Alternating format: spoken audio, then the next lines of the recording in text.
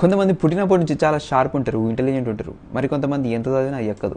కానీ ఈ చదివిన వాళ్ళంతా స్పోర్ట్స్ మాత్రం మస్తు ఆడతారు. మళ్ళీ అదే చదువు బిడ్డలు స్పోర్ట్స్ మాత్రం అస్సలు అట్లా ఆడలేరు. ఇదంతా ఎట్లా జరుగుతుంది? దేవుడు అందరికి ఒకటే బ్రెయిన్ ఇచ్చింది కదా. ఒకడు గంటే చదువుతాడు, ఎగ్జామ్లో చింపుతాడు. ఇంకోటి 3 గంటలు చదువుతాడు అదే చదువు. కానీ ఎగ్జామ్ పోయిన తర్వాత అలా ఇలా దిక్కులు చూస్తాడు. ఎలా జరుగుతుంది? హౌ? ఒకడు 10 నిమిషాలు మాట్లాడతాడు అమ్మాయిలతోని, అమ్మాయి పడిపోతుంది దానికి. ఇంకొంతమంది 10 సంవత్సరాలు మాట్లాడతారు. అయినా డౌటే, చెప్పలేం. పాపం అనిపిస్తుంది అట్లాంటి వాళ్ళని చూస్తే. కొంతమంది చిన్నప్పుడే పాటలు పాడతారు, డాన్స్ చేస్తారు, ఈ మధ్య కోడింగ్ చేస్తారు, ఇజ్జత్ తీస్తారు. అనేది ఎట్లా సాధ్యమవుతుంది వీళ్ళందరికీ? హౌ? అందరికీ జనరల్గా వచ్చే ఆన్సర్ ఏంటంటే వాళ్ళ పేరెంట్స్ వాళ్ళతో స్ట్రిక్ట్గా ఉన్నారు, వాళ్ళ పేరెంట్స్ వాళ్ళకి బాగా నేర్పించారు కాబట్టి వాళ్ళందరూ ఎట్లా చేయగలుగుతున్నారు అని అనుకుంటారు.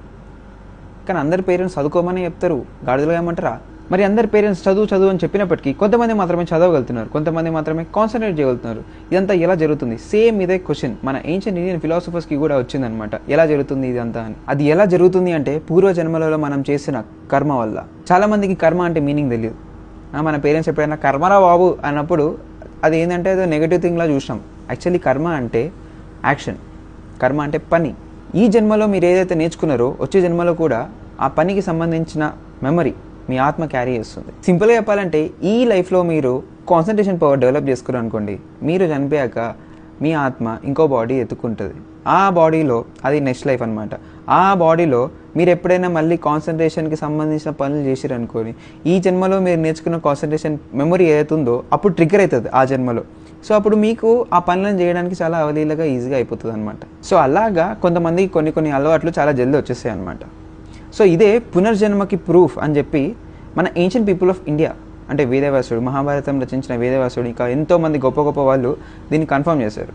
ఇంతకుముందు చెప్పిన ఎగ్జాంపుల్ కంటే సింపుల్గా చెప్పాలంటే, ఇంతకుముందు 10 నిమిషాలలో ఒకడు అమ్మాయిని వాడేస్తారు అని చెప్పేసి మాట్లాడుకున్నాం కదా, వాడు జీనియస్.